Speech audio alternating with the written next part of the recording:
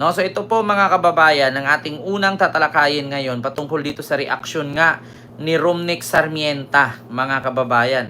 Ano nga ba itong reaksyon ni Romnick Sarmienta? Nako, eto na nga. Actually, mga kababayan, Sir Noel, hello po. Hindi po talaga natin lubos maisip na ultimo, itong mga artista, mga batikang aktor, ayan ha, ay napupuna na din po itong ating Vice Presidente na laging gala. Napupuna na itong kabulastugan, itong katiwalian at korupsyon na kanyang ginagawa na kung saan mas marami pa ang travel kaysa sa pagserbisyo sa bayan. Tingnan ninyo, ultimo mga artista, no, ultimo na sa showbiz, napupuna ka na, Sara. Mahiya ka naman. Ito, wag mong panindigan yan, binuto ka ng 32 million. Bakit? Kasi kahit magpatawag ka ngayon, hindi ka abutin ng 32 million dyan, hindi mo kayang gayahin si Leni Robredo. Sara, wag mong panindigan na bibinoto ka ng 32 million. Mga nabudol mo lang yun. Kasi kahit magparali ka ngayon dyan, ura-urada, hindi mo kayang gayahin ang solid na rally ni Leni. Hindi, Diyos ko, magparali ka nga ngayon dyan, hindi mo nga abutin 1,000,000 yung rally mo eh. So ito na, mga kababayan. So ito, mga kababayan, ito, People's Tonight, no? Radio, People's Tonight. According dito, OFW Adventures, hello po. So ito po nakalagay. Sa pinuna ito ni Romnick Sarmienta. Ito ang ihinahayag ng aktor na si Romnick Sarmienta nitong Biyernes, Hunyo 20, kaugnay sa 16 na abogadong ipinakilala ni Vice President Sara Duterte na magsisilbing kaniyang defense team para sa kaniyang impeachment trial. Wala akong masabi. Inosente pero 16 ang kinuhang abogado, led by the Holy Spirit, pero nagpapalaganap ng fake news, tapos nagpag-aabogado, di nagbabasa ng konstitusyon. Nagpapabayad ng buwis pero di nagbabayad. Namumuno pero walang pangunguna. Wala talaga. Yun ang sabi ni Romnick Sarmienta. Inosente pero 16 ang kinuhang abogado. Di ba? Oo, 16. Nakalagay po dito, 16. So 16, hindi po 6 na po. 16 po nakalagay. Kaya ito nga ang sabi ni Romnick Sarmienta. Kilala nyo naman po kung sino si Romnick Sarmienta, mga kababayan. Ito po yung mga batikang aktor po, no? Mga kasabayan po ito nila Claudine siguro, no? Nila Claudine, nila Judy Ann, nila Isko Moreno. Correct me if I'm wrong, ha? Ito mga kasabayan yata to nila Isko, no? So ito po ang kanyang puna. Wala akong masabi. Inosente. Pero 16 ang kinuhang abogado. Ang kapal ng mukha. Led by the Holy Spirit. Pero nagpapalaganap ng fake news. Tapos, ng pag-aabogado pero di nagbabasa ng konstitusyon. Nagpapabayad ng buwis pero di nagbabayad. Namumuno pero walang pangunguna. Wala talaga. Wala. Akala mo lang wala pero meron. Merong travel. Meron. Putang ina. Diba? Sweet Dolly Babes Castro. At kay Del Ruz ng Sirisa 4 Silupo. And kay VIPs Worldwide. Nako, tama ka, Romnick. Diba? Biruin ninyo. Inosente. Pero 16 ang kinuhang abogado. So, paano mo masabi na inosente? Diyos mio Marimar. Tignan ninyo mga kababayan ultimo itong mga aktor napupuna na si Sara.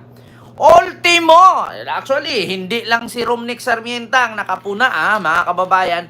Marami po. Kaso ayaw lang manghimasok. Kung si Vice Ganda nga ano bang napuna ni Vice Ganda? Mga kababayan, meron ako ipakita sa inyo para malaman ninyo. Ito. Ito Vice Ganda. Tignan nyo. To Ah, Diyos ko mga kababayan, ito kahit nako, marami talaga mga kababayan. Tignan ninyo oh. Ito. Ay ang kilo ng bigas ay 50 pesos. Sige ate, pakabos mo. Kung ang kilo ng bigas ay 50 pesos. Ito Kung na. ang kilo ng bigas ay 50 pesos. Sige ate, pakabos mo. Kung ang kilo ng bigas ay 50 pesos. At ang kilo ng baboy ay 300. At ang kilo ng manok ay 280. At ang tubig ngayon ay 150 ang isang litro. Magkano ang confidential fund? Kung ang kilo ng Diba? bigas Kung ang kilo ng bigas, ang tubig at karne, magkano ang confidential fund? Sabi ko nga sa inyo mga kababayan, Goro ako USA, hello po. Sabi ko sa inyo, 8,000 lang pero talagang 10,000 yung binigay sa inyo Ito. para mas malaki yung sa'yo. May secret po talaga. Confidential din yung di ba? confidential din yung talent fee niya. Oo, tapos mauubos mo rin in 11 days. Di ba? Joke lang. 8,000 lang pero talagang 10,000 yung binigay sa inyo para mas malaki yung sa'yo. May secret po talaga. Confidential din yung confidential din yung talent fee niya. Oo, tapos mauubos mo rin in 11 days. Diba? Sabi ko sa inyo, ang pinatamaan ni Vice dito, isang contestant. Ngayon, siguro, ginanap nila itong show ito pagkatapos nung hearing na nagsalita nga itong EFP na nilagyan daw sila ng 15 million na pondo daw mula sa DepEd na kung saan wala naman daw natanggap ang Armed Forces of the Philippines. So ngayon, merong show na nangyari na tinanong ni Vice, magkano ba sinasahod mo? Sabi naman nung contestant, 8,000. Sabi niya, 10,000 ang binigay sa'yo, tapos inubos mo lang in just 7 days. In just 11 days. Actually, mga kababayan, marami na pong nakakapansin. Actually, para sa akin, ako, bilang isang ganito, content creator, vlogger, kapag ako may ginawang pagkakamali, nakakahiya po. Siyempre, nagkakaroon din po ako ng hiya. Pero ito si Sarah, grabe. Gaano katigas ba yung mukha nito? Hindi talaga tinatabla ng hiya. At totoo lang, ikaw ba naman, tawagin mo yung sarili mo na vice president ka, pero hindi ka nagtrabaho. Di ba? Tawagin mo yung sarili mo na public servant ka, pero wala kang ginawa. Tumatanggap ka ng sweldo, pero mas inuna mo yung pagta-travel kaysa pagserbisyo sa tao. Di ba? Tapos ngayon sasabihin inosente. Tapos kukuha ka ng 16 na abogado. Yan, ang galing. Inosente talaga yung ganun. Di ba? Mga kababayan, nakakahiya po. Sabi nga ng actor na si Romnick Sarmienta, di ba? Ito yung mga komento, mga kababayan, itong actor na si Romnick Sarmienta. Panoorin natin yung comment ng tao. Ang sabi dito ni ito yung nagsumbong sa akin kay Makati Ambilat. Kasi nagme-message sa akin 'yan.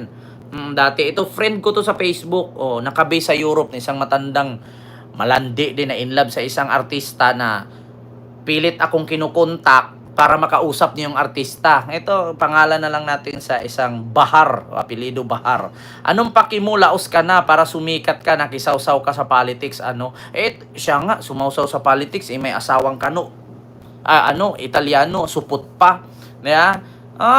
Ito, I will tell you frankly, ilang beses to tumawag sa akin para makausap lang yung isang artista kasi mas na-inlove siya dun sa artista. Ito yung nagsabi sa akin na, Ken, kapag nakita ko lang siya sa personal, mawawala yung aking rayuma. Parang pakiramdam ko, parang ririglahin ako ulit. Itong nag-comment na to. Sunod, may punto si Romnick. Kung walang matibay na ebidensya, kahit asang abogado, ayos na. Diba? Ito pa, sabi ni Julie Chungchang, kung inosente siya, di niya kailangan ng kahit isang abogado, depensa na niya sarili niya. Diba? May punto si Romnick. Bakit nga ba kumuha ng sangkatutak na abogado kung talagang wala siyang ginawang masama? Totoo naman talaga. Sino kaya yan, friend mo, Sir Ken? Naku, Ma'am Ana Estrabon, kilala mo siguro yan. Oo. Lagi yan doon, magla-live kay Maharlika, nandoon yan. Friend din yan nung kaibigan kong yung share ko sa sakyan, hindi binigay. Yeah. Ito pa. 16 lang, marami na. Mas marami siguro yung 250 na pumirma para wala ang landas nila. Ano? Sabi ni Ron Romero? Mas marami daw yung 215 eh. Kung ikaw ba naman, nakita mo ba naman yung katiwalian, hindi ka ba pipirma? Diba?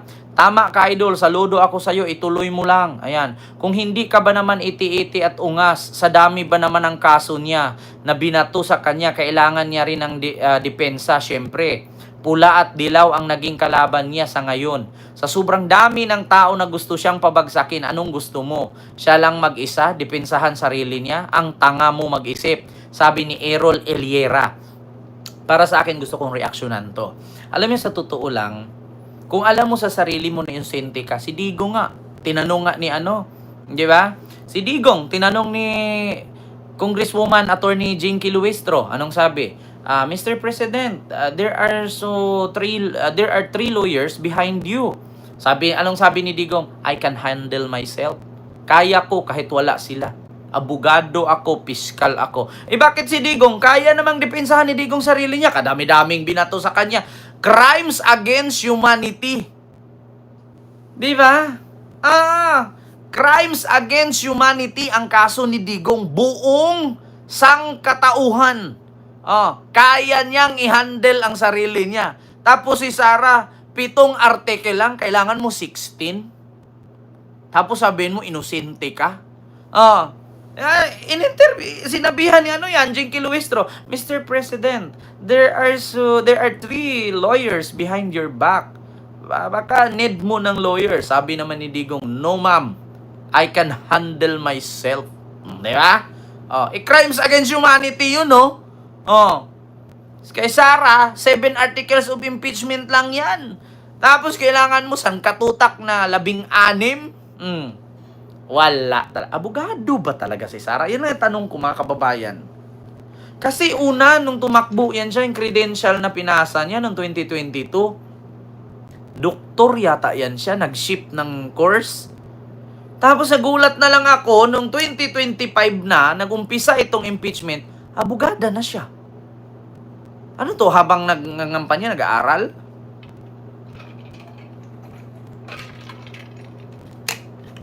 Diba? Alam mo mga kababayan, kaya itong mga Duterte, kada salita nila may mura kasi para tingin ng tao matapang sila. Pero hindi. They are using that word to make them powerful. Pero pag walang mura, so ito pa. 16 laban 285, saan ka pa? Milyon laban sa bilyon. Mema pa rin, talo na, pinanalo pa, pakapala na. Ano bang naiambag nito sa bansa? Sabi ni Harry Castillo. Alam niyo, mas marami pong naambag ang mga artista kaysa po sa ordinaryong tao. Kasi itong mga artista, mga kababayan, malaki po mga tax na binabayaran yan. Kahit sabihin mong extra lang yan. Kami nga, mga vlogger, ang laki ng tax ko. Sa totoo lang, ngayong buwan na to, $1,000 mahigit ang tax ko. Doble pa yan ha. May Amerika, may Philippines pa. Kaya sa totoo lang, sa bawat tao na makapuna sa isang politiko na nang abuso sa kanyang posisyon bilang politician, no? May karapatan tayong pumuna. May karapatan tayong mag-react. Bakit? Kahit piso lang ang binayad mo sa tax na sinahod ng tao na, di ba, ng abuso sa kapangyarihan, may karapatan kang magtanong. Kahit sabihin mong 5 duling lang ang naidunit mo dyan, once na sinabing tax, galing sa atin yan. May karapatan tayong tanungin kung saan nila dinala yan. Di ba? Kasi ayon kay Sara, walang karapatan na kumwestiyon ang gobyerno at mag-gathered ng information patungkol dyan sa confidential fund kung saan niya dinala. Pero wala doon sa konstitusyon at sa resolusyon na sinabi ni Sara na bawal magtanong ang taong bayan na taxpayer. Di ba? Yan ang totoo, mga kababayan. Kung bawal pala mag-gather ng information ang government dahil sa confidential fund na yan, bawal tanungin kung saan dinala, sinong tumanggap o saan ginamit kasi confidential nga naman. So, wala naman po siguro sa konstitusyon na bawal magtanong ang tao na isa sa may ambag na nagbayad ng tax para gastusin niya dyan sa confidential fund. Diba? Sagot ni Sara yan kung bakit ayaw niya sagutin kung patungkol dyan sa confidential fund. Ito, ipakita ko rin sa inyo, mga kababayan. Ito.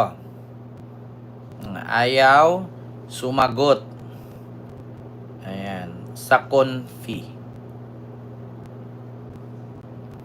Para marinig ninyo ang sinabi niya, mga kababayan. Kung ito pong mga katanungan na ito ay sinagot na ng Vice Presidente during the Quadcom at nanumpa siya, eh di sana wala tayo dito ngayon. Diba? Kung katanggap-tanggap naman yung kanyang paliwanag, siguro wala tayong impeachment ngayon. Ay, diba? Ang problema, ayaw niya manumpa, ayaw niya sagutin. Gaya po ng confidential fund. Anong sagot niya? Confidential fund nga, kaya hindi pwedeng pag-usapan. Mali yun eh. Diba? Rinig nyo? Mga kababayan? Kung ito pong mga katanungan na ito ay sinagot na ng Vice Presidente during the Quadcom at nanumpa siya, eh di sana wala tayo dito ngayon. Diba? Kung katanggap-tanggap naman yung kanyang paliwanag, Oo. siguro wala tayong impeachment ngayon. Oo. Di po ba? Ang problema, ayaw niya manumpa, ayaw niya sagutin. Gaya po ng confidential fund. Anong sagot? Kaya nga sabi ni PBBM, kung hindi mo idinaan sa kwentong chichirya, hindi sana magiging ganito eh. Hindi ka naman papatayin. Hindi ka rin ikukulong. Ang sagot mo lang, ang inaantay ng tao, saan mo dinala at paano mo ginamit. Hindi mo na pwedeng idaan sa kwentong chichirya. Hindi mo na kailangang manukhang. Yun ang mga kababayan. Ibang ayaw niya sagutin. Sabi niyo nga, Utang na wala tayong nakikita kung saan napupunta. Budget na hindi mo alam kung saan ginastos. Diba, mga kababayan? Isang I still say that confidential funds, the use of confidential funds cannot be divulged. Sinasabi ko pa rin yan. They cannot be divulged in public. It will compromise lives and security of personnel who are cooperating or who are nandoon sa kabila na asset. You cannot do that. That is why it is called confidential funds. Diba? Narinig nyo, mga kababayan? Confidential fund or the use of confidential fund is cannot be divulged. So, bawal daw pag-usapan kasi ito daw para sa seguridad ng mga taong involved doon at yung mga kabila, kailangan daw hindi malalaman ng kabila.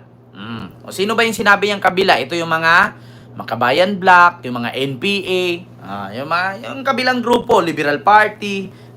Yun ang kailangan daw hindi malaman ng kabila.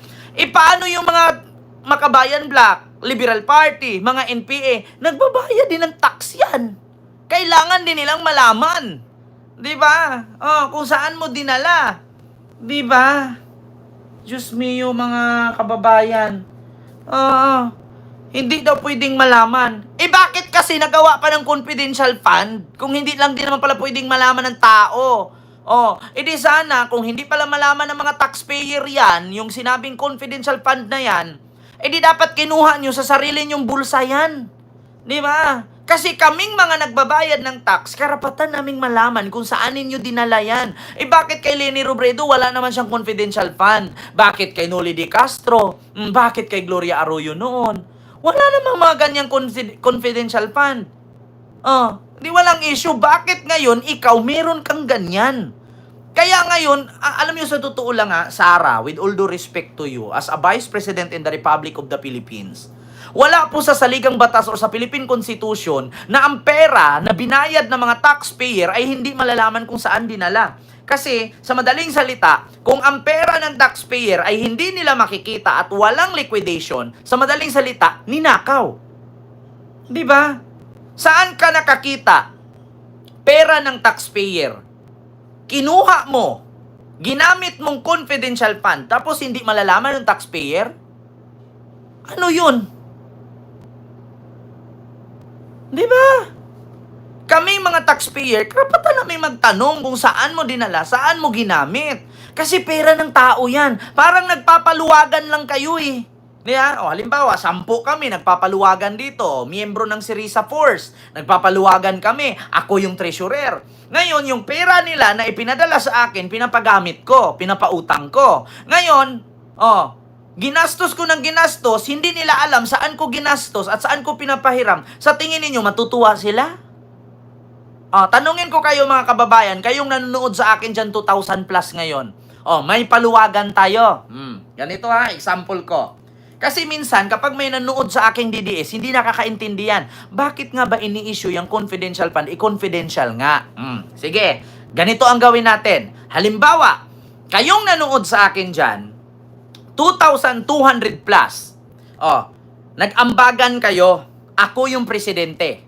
Or ako yung vice president. Nag-abot kayo sa akin ng pera, tag-piso isa. 2,000 lahat yan. 2,200. Piso isa eh. Ngayon, kayong mga nag-aambag, wala na kayong pakialam doon kasi piso lang naman. Ang problema kasi doon, paano kung isa sa inyo nangangailangan ng tulong? Syempre, may aangal dyan. Sa 2,000 katao, aangal yan. Di ba may 2,000 kaming inambag? Kawawa naman si number 2 na nagbigay. Si number 3 at si number 4 na bahaan na sunugan. Pwede bang gamitin natin yung 2,000 pesos para pang tulong sa kanila? Ngayon sasabihin ko, ay, sorry po. Hindi nyo na po pwedeng gamitin. Kasi bakit? Ginamit ko sa confidential fund. Di ba? Ngayon. So, siyempre, magre-react ngayon yung mga nanonood sa akin. Hala, so saan mo ba dinala at ano ba yung confidential fund? Di ba? Ganun agad ang reaksyon ng mga nanonood sa akin. Kasi nag-ambag sila tagpipiso, ngayon, merong miyembro na nag-ambag, na sunugan, na bahaan, tapos sabihin ko, ay wala na akong maibigay. Bakit? Kasi inubos ko na in just 11 days. Kasi confidential nga. So anong gagawin ng 2,000 na nag-ambag para sa akin? At nagtiwala sa akin na pinahawak sa akin yung pera na 2,000 pesos mula sa kanilang tagpiso-piso. So anong sasabihin nila? Nganga sila? Sasabihin nila, thank you? So pinaghirapan nila yan. Pinagtrabahuan nila yan. Hindi porket piso lang yan, diba? Ay hindi na nila pwedeng malaman kasi confidential ko nga. Kinonfidential ko. Ginamit ko sa isang paraan na hindi nila pwedeng malaman. So, ginawa kong tanga yung nanonood sa akin. Kasi nag-ambag sila tagpipiso-piso, tapos hindi na nila pwedeng malaman kung saan ko dinala. Ang tawag doon, in-scam ko sila, binudol ko sila. Diba? Mga DDS, naintindihan nyo? Tayo, buong Pilipino, 120 million, nagbabayad tayo ng tax. Binadgetan natin si Sarah ng 125 million para sa confidential fund. Ngayon, tinanong natin, anong pinanggamitan mo sa confidential fund? 125 million yan mula sa amin, mga taxpayer. Ngayon, sasabihin ni Sarah, wala na kayong karapatan alamin. Hindi nyo na pwede niyang alamin. Bakit? Kasi confidential nga. So, tayong mga nagbabayad, tanga. Ginawa niyang tanga. Binudol na niya. Tinatanga pa niya. Di ba? Tapos sasabihin mo, inosente ka? Tapos kukuha ka ng 16 na abogado? Paano mo nasabing inosente ka? Tapos meron kang 16 na lawyer. Di ba napakasimple na maintindihan mga kababayan? 2,000 kayo nanood sa akin, nag-ambag-ambag kayo, tagpipiso. Tapos ngayon umaangal kayo kasi meron kayong miyembro na nag-ambag, nasunugan, Pwede bang hiramin yung inambag namin, itulong natin sa nasunugan? Sasabihin ko, hindi pwede. Kasi wala na yung pera. Nagamit ko na, kasi confidential na siya. Aba, anong reaksyon ninyo? Tatawa kayo? Yeah! Wala na yung pera. Bakit? Ginamit na ni Kent. Hindi na natin siya pwede tanungin. Bakit? Confidential eh. Ha? Ay paano kung ginamit ko yun, binili ko ng Binili ko ng cellphone. Pinanload ko. Ginamit ko yung ticket, pinangnood kong concert. Okay lang, hindi nyo alamin. Kasi confidential. Ganon ang mga DDS mag-isip. Wala na tayong karapatan magtanong. Bakit? Kahit binili na ni Kent ng ticket, pinanood ng concert, pinanood ng liga sa basketball, binigay sa jowa, panggasolina. Diba? Wala na kayong rights nun kasi confidential fund. Ganon ka tanga ang ginawa ni Sara sa taong bayan. Di ba? Ganon yun. Napakasimple. Hindi mo na kailangan i-memorize. Ngayon,